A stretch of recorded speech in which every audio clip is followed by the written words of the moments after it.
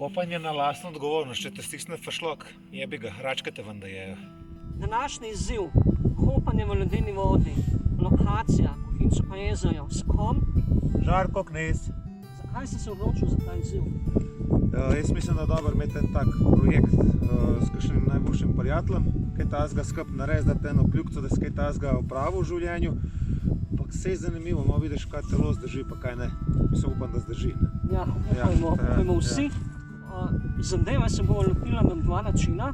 Jaz za dihalno tehniko Wima Hofa, več se lahko pogledate v enem od mojih zadnjih videov. Za kakšen način se boš pa ti spopadal s to težavo? Tuširal sem se en mesec vsak dan z mrzlo vodo do bolečine, tako da sem se približno navadil na ta občutek. Pa poglejmo, bomo zdaj že 1 minuto v vodi.